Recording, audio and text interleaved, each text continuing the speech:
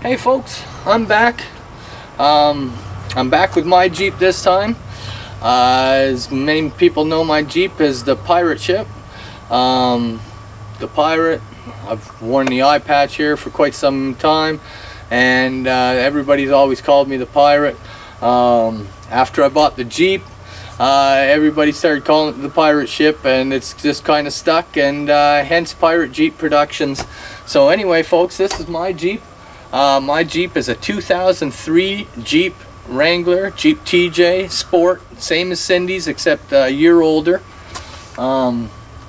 Same color as you can see, and that's just a coincidence because we met after we both already owned our Jeeps. And so anyway, let's start with modifications in mine. First of all, my axles, you might notice here, let me grab the camera off here so I can show you.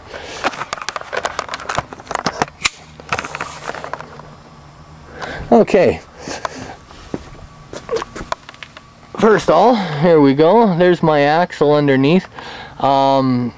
Anybody see something different?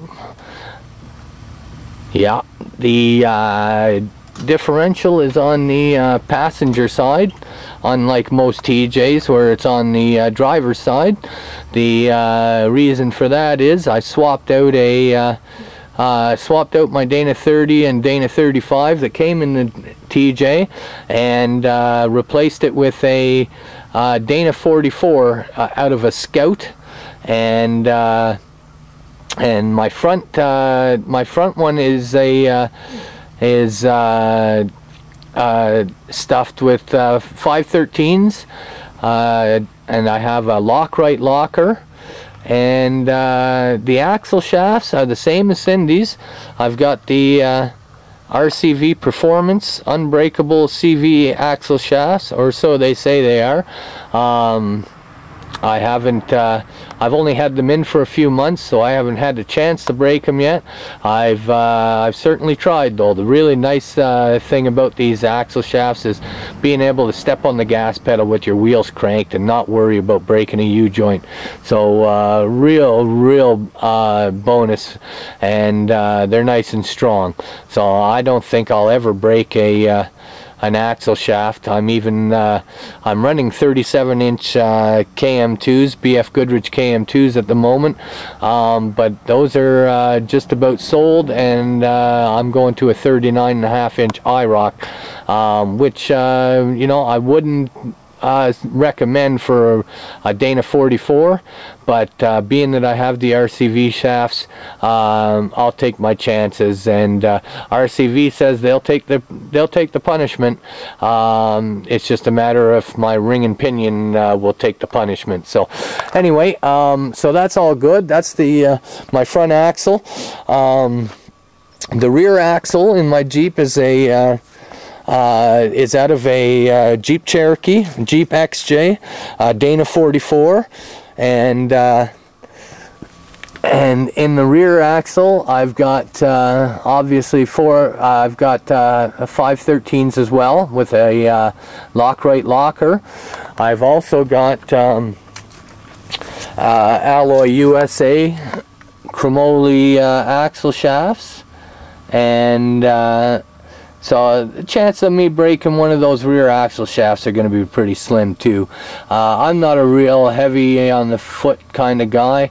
I love to crawl, so I haven't, I've had them in for 3 years, and knock on wood, I've yet to take one of my rear shafts out, so that's all fine and dandy.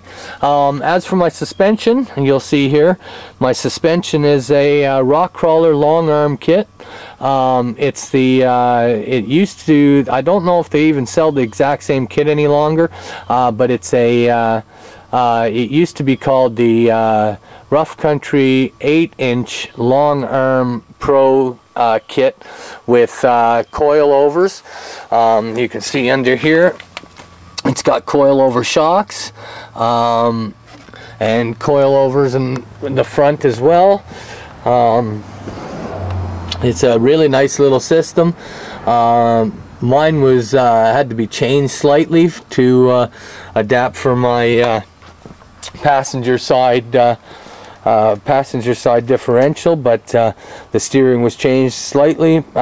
Used some Ford 1-ton steering ends and such like that, but so that's all fine and dandy. That works all really well. The rock crawler suspensions, I just broke my first rod end in 3 years, so and she's been wheeled hard.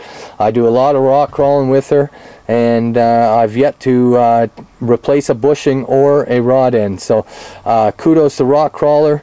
They build some good quality stuff.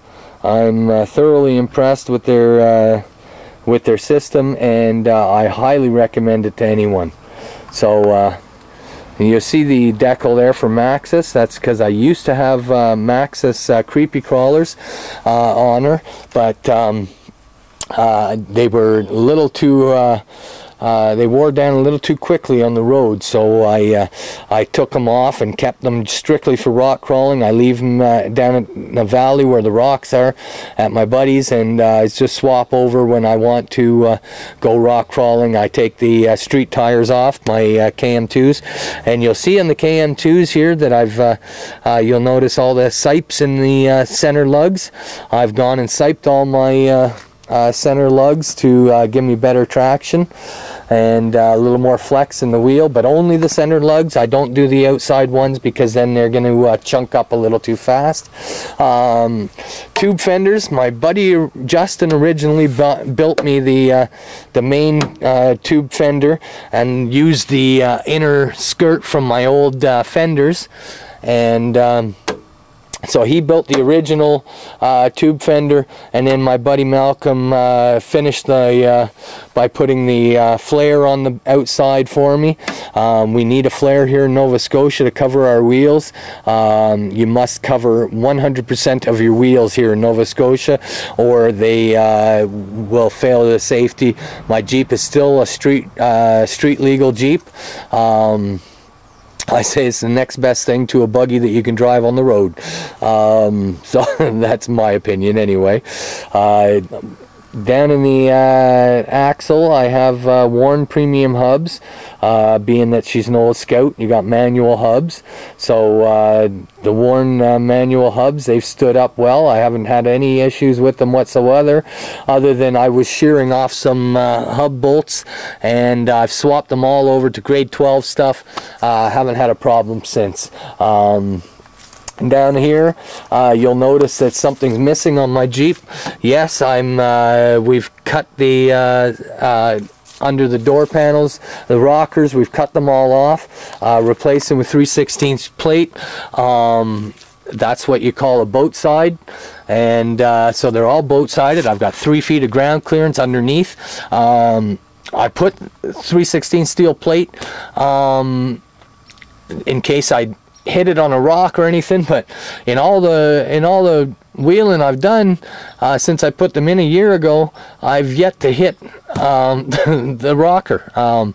There's just so really nice. It gives me a lot more clearance. I tend to get hung up a lot less. It was last year at the Valley Crawl, I noticed that the buggies that had the narrow boat-sided buggies were slipping through the rocks a lot easier than I was. I was getting hung up on my worn rock rails that I used to have, and I figured this is the way to go. Let's boat-side her. And Malcolm, my fabricator, did all the work for me. He did an amazing job. You know, you would almost swear, I'll show you the other side. They look like they're right out of the factory, or at least they should be right out of the factory like this. Took the body mounts off, relocate to the inside of the frame.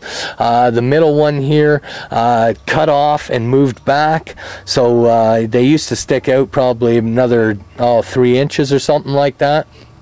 So we just shortened it, moved it in, and Bob's your uncle. Beautiful job, really nice job. So as for the and no, over here my winch, I got a Warn power plant with a built-in air compressor. Real sweet little unit. I picked that up real steal of a deal on Kijiji for $700. I sold my 8274 that I had for $5.